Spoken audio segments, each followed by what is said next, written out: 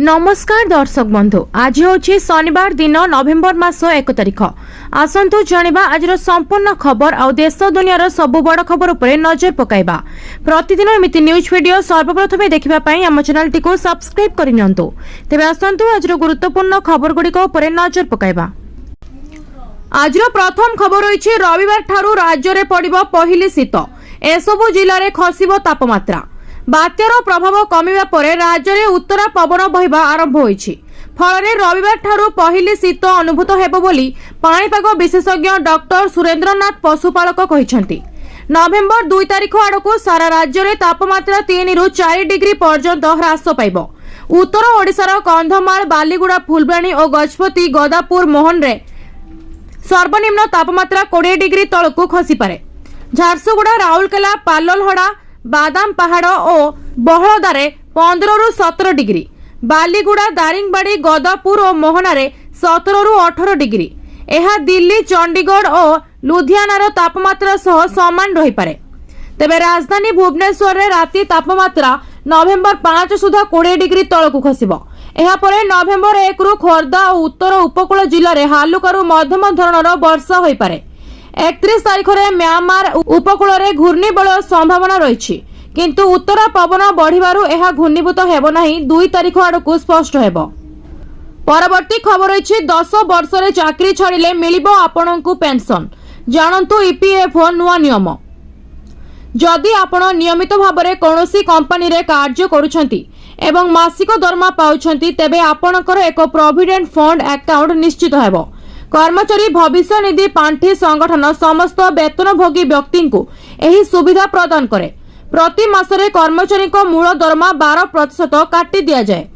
Company मध्य समान परिमाणर योगदान करे। एही टंका पीएफ अकाउंट रो जमा करा जाए।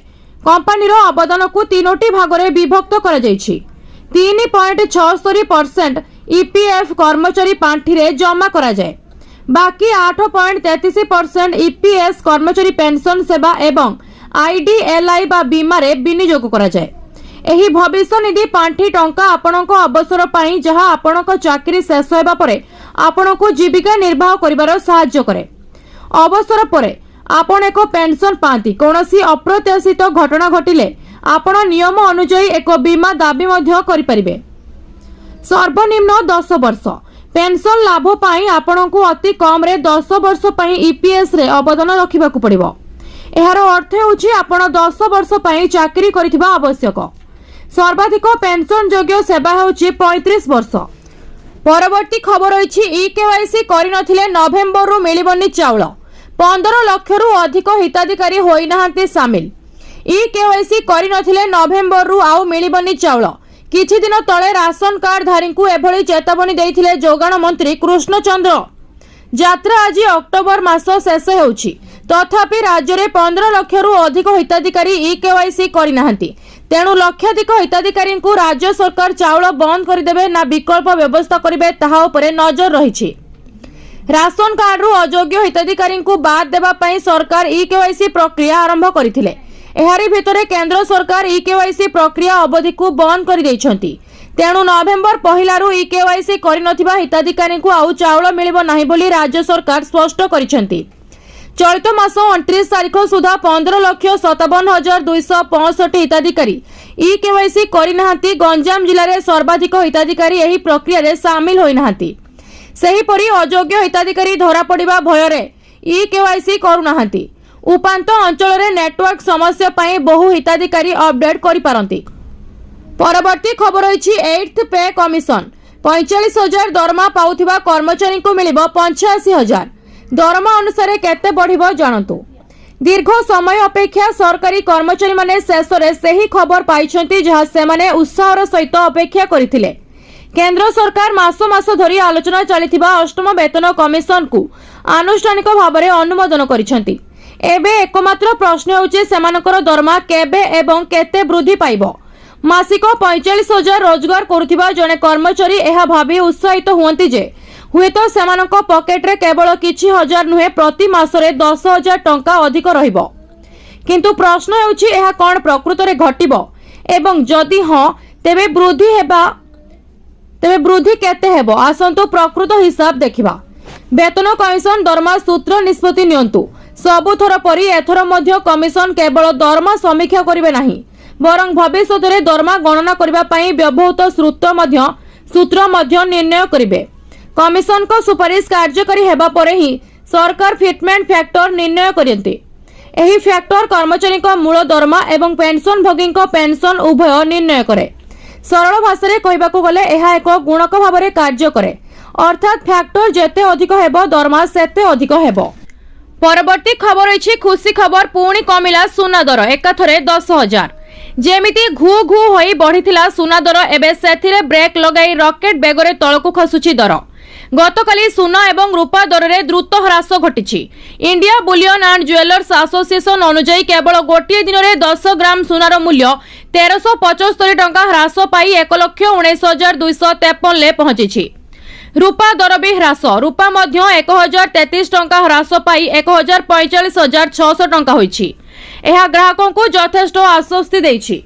एही मास आरंभ में 17 अक्टोबर में सुना सर्वकालीन सर्वाधिक 1,30,874 टंका एवं रूपा 1,71,275 टंका रे पहुंचीथिला। मात्र 13 दिन मध्य सुना 10,246 टंका एवं रूपा 25,675 टंका ह्रास पाइछि। काहेकि ह्रास पाउछि? धनतेरस एवं दीपावली भली पर्व परे सुना एवं रूपा चाहिदा ह्रास पाइछि। क्रय रे एही ह्रास हेबा कारणरू सुना एवं रूपार दर एपरे एहार प्रभाव पड़ुछि। रेकर्ड भांगी मूल्य वृद्धि पर वर्तमान लाभ बुकिंग आरंभ होइछि। अन्यान्य वैश्विक सूचक जेपरि अपेक्षिक शक्ति सूचकांक सूचित परे मूल्य अधिक किणा जाइथिबा क्षेत्र रे पहुंचिछि। तेणु धारा अनुसरणकारी एवं डीलर माने एबे विक्रय मोड रे अछंती।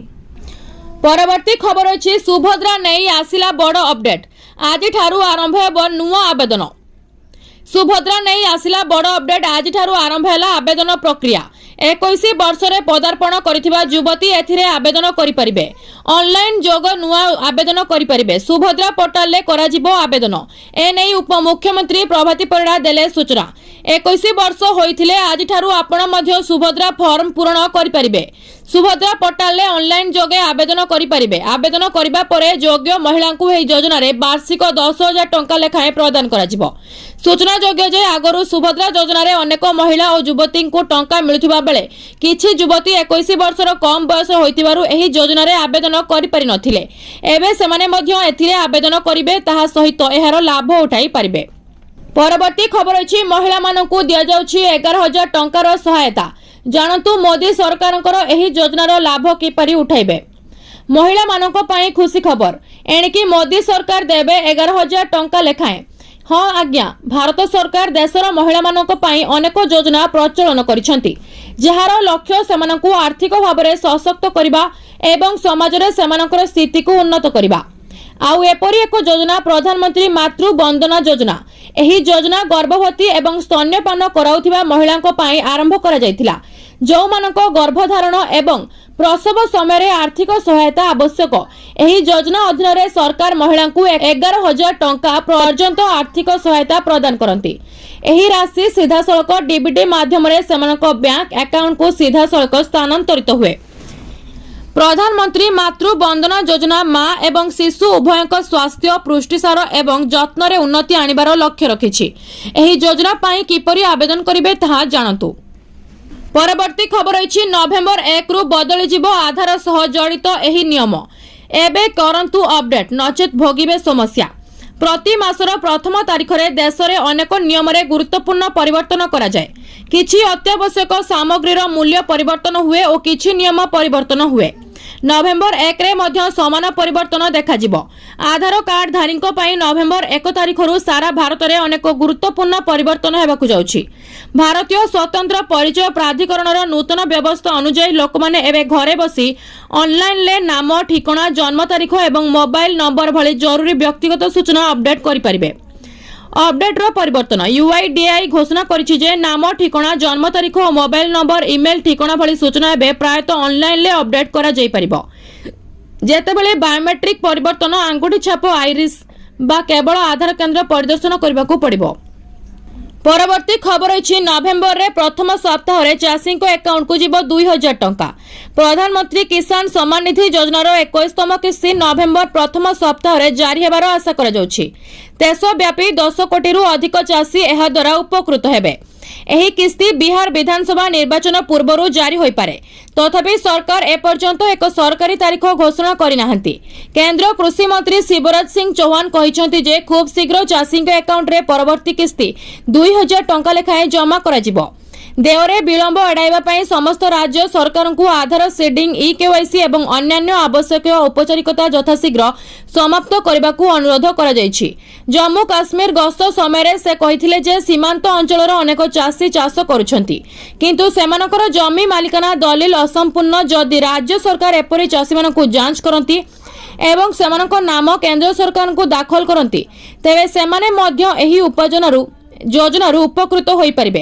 18 दिन पर केंद्र सरकार जम्मू काश्मीर 8.5 लाख रु अधिक चाषी अकाउंट को 171 कोटी टंकार 21तम किस्ती स्थानांतर करिसेंती। केंद्र सरकार किछि राज्य रे 21तम किस्ती जारी करि सारिसेंती। एही किस्ती 26 सेप्टेम्बर 2025 रे पंजाब, हरियाणा एवं हिमाचल प्रदेश रो चाषी माननकु बंटन करा जायतिला। परवर्ती खबर अछि बदलिला छुट्टी। रविवार स्कूल ले हेबो पाठपढ़ा, शुक्रवार स्कूल छुट्टी। प्रधान शिक्षक निर्देश। मध्य प्रदेश रो जबलपुर रो मालव्य चौक रे थिबा अंजुमान इस्लामिया इंग्रजी माध्यम विद्यालय द्वारा जारी करा जायथिबा एक आदेश वर्तमान आलोचनार विषय। स्कूल परिचालना द्वारा जारी करा जायथिबा एक नोटिस रे कहा जायछि जे नूतन 2025 शिक्षा वर्ष आरंभरू शुक्रवार साप्ताहिक छुट्टी हेबो जेतेबेले रविवार पूर्व परि खोला रहिबो। एही सूचना छात्र छात्री अभिभावक मानक एक मोबाइल मेसेज माध्यम पठा जाइथिला जोंथरे स्पष्ट भाव में लेखा जाइथिला आपनकु जणाइबा पई जे नूतन 2025 शिक्षा वर्ष पई शुक्रवार साप्ताहिक छुट्टी हेबो एवं रविवार सकाळ 8:45 रु अपराह्न 12:45 पर्यंत खोला रहिबो। निर्देश अनुसार प्रधान शिक्षक एही आदेश प्रकाश करे बीजेपी संख्यालघु मोर्चा एहाकु तीव्र विरोध करिथिला।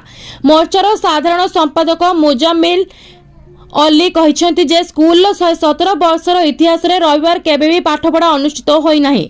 से अभियोग करिसेंती जे एही आदेश संपूर्ण असंवैधानिक एवं मनमुखी।